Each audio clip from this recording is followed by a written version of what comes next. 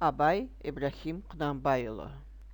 Абай Ибрахим Құнанбайұлы 1845-1904 жылдары қазақтың ұлы ақыны, ойшыл, философ, композитор, қазақ жазба әдебиетінің негізін қалаушы, классигі. Семейдегі Ахмет Риза медресесінде араб, парсы әдебиетімен және Орта Азия әдебиеті классиктерінің таңдаулы шығармаларымен кең танысады. Абай қазақ өлеңінің тақырып шеңберін кеңейтіп, шыншылдық қасиетін арттырып, оның тақырыбына философиялық, эстетикалық сипаттарын сіңірді. Сегіз аяқ, көзімнің қарасы, сұрғылт тұман өлеңдері поэзиялық жанрларға ұйытқы болды.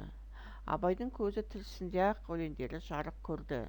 1909 жылы Петербургте қазақ ақыны Ибрахим Құнанбайұлының өлеңдері таңдамалы шығармалары араб әрпімен жеке кітапша болып басылды. Абай есімін барша әлемге танытқан Мұхтар Әуезовтың Абай жолы эпопеясы жазылды. Абай Ибрахим Құнанбаев – великий казахский поэт, мыслитель, философ, композитор, основоположник казахской письменной литературы, классик. Ибрагим Кунанбаев был сыном султана, правителя северо-восточных районов Казахстана, сейчас Семипалатинская область.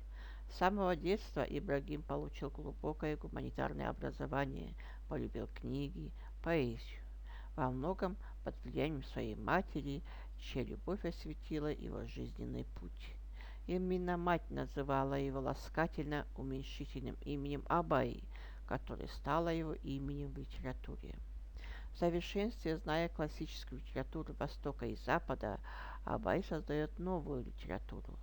В его стихах заговорила древняя степь, по-новому зазвучал казахский язык, в котором Абай открыл новые грани и новую глубину. Стихи Абая, его проза, его музыка насыщены глубокой лиричностью, мягким юмором, обличением пороков и воспеванием добра, любовью к своему народу. Его поэмы «Мазгут», «Искендер», Александр Великий, стихи «Очи черные», «Густой туман» и другие стали классикой не только казахской, но и мировой литературы.